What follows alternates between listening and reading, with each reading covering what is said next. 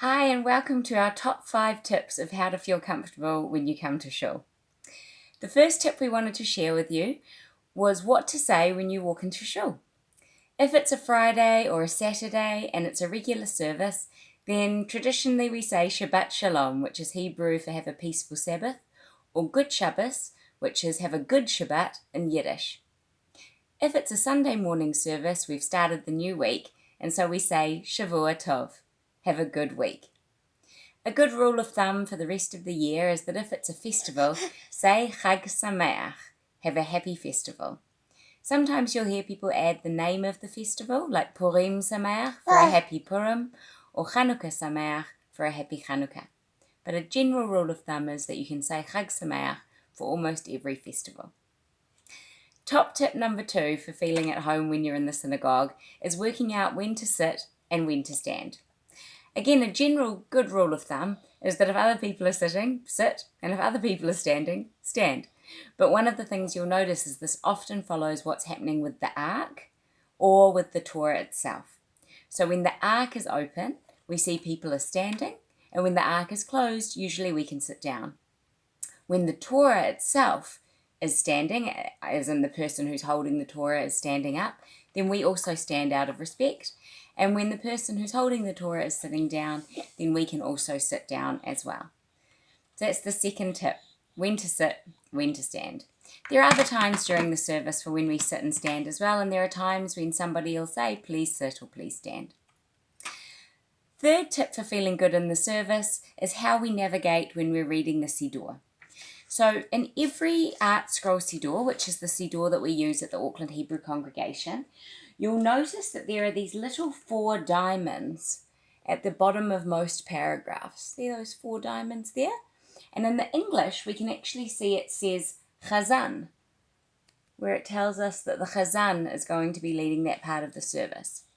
Now this is really useful because often what people will find is they'll be following and they'll start a paragraph like this one here, which is part of the Kabbalat Shabbat service with Psalm 95 with Lechu Neranena.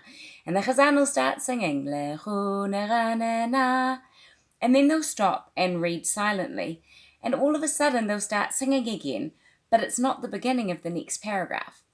This is because they're starting from when those 4 diamonds are.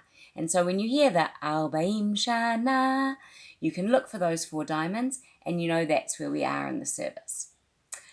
Fourth tip for feeling at home in the synagogue also relates to how we navigate the Siddur. What you'll notice if you look closely is that in small text, sorry am I boring you darling, is in the small text in English, they write the instructions for us for how we can properly perform the different prayers. So if you look here for the Amidah, we've got some small text up the top, and that small text actually explains to take 3 steps backwards and then 3 steps forwards, and how to do the different bows as well.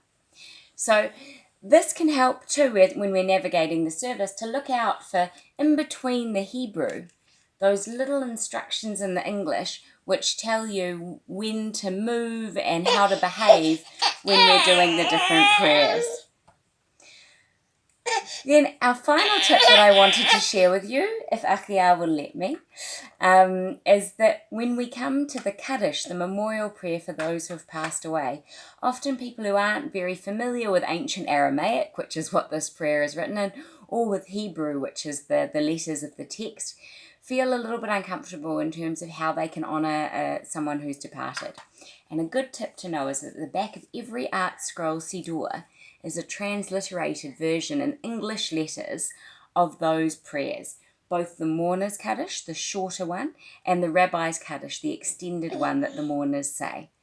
Now, if even with the transliteration you don't feel comfortable, please feel free to contact the rabbi or myself, and we can help you go through the Kaddish prayer so that you can say it, or can find somebody else who can say it with you, or who can say it on behalf of the person who's passed away, so that you can still honour your loved one. So hopefully those tips will help you feel more comfortable in shul, and we look forward to seeing you there.